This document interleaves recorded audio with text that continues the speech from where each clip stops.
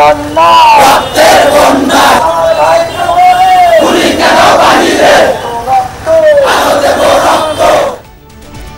হাসিনার দল রাজনীতি করতে পারবে কিনা সিদ্ধান্ত নেবে জনগণ। অবস্থান কর্মসূচি থেকে জানালো বৈষম্য বিরোধী ছাত্র আন্দোলন। গণহত্যার বিচার নিশ্চিতের দাবি।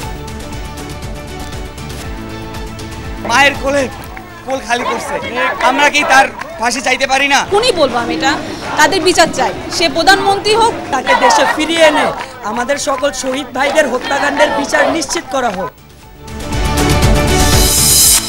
ধানমন্ডি ৩২-এ দিনভর ছাত্র জনতার অবস্থান। শ্রদ্ধা জানাতে আসাদের মারধরের অভিযোগ। প্রতিবিপ্লব ঠেকাতে রাজপথে থাকার ঘোষণা। এদের বিচার না হওয়া পর্যন্ত আমরা ছাত্র জনতা আমরা এই মাঠে অবস্থান করছি। পরিপূর্ণভাবে এই আপনাদের অধিকারগুলো ফিরে না পেয়েছেন ততদিন পর্যন্ত আমরা ছাত্র সমাজ আমাদের আন্দোলন থামাবো না।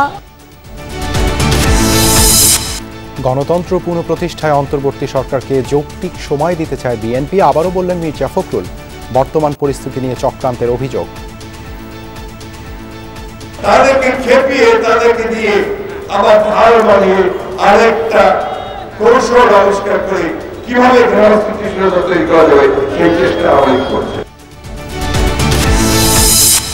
বাড়ছে অন্তর্বর্তীকালীন সরকারের পরিধি। ওয়াহিদুদ্দিন মাহমুদ ও আলী ইমাম মজুমদার সহ 4 উপদেষ্টার শপথ কাল। শেখ হাসিনা সহ 10 জনের বিরুদ্ধে মানবতা বিরোধী অপরাধের তদন্ত শুরু।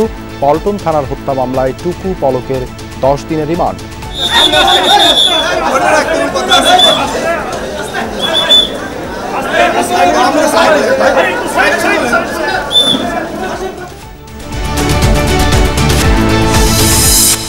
টুঙ্গিপাড়ায় বঙ্গবন্ধুর সমাধিতে আওয়ামী লীগ নেতাকর্মীদের শ্রদ্ধা। বিভিন্ন জায়গায় সীমিত পরিসরে শোক দিবসের কর্মসূচি।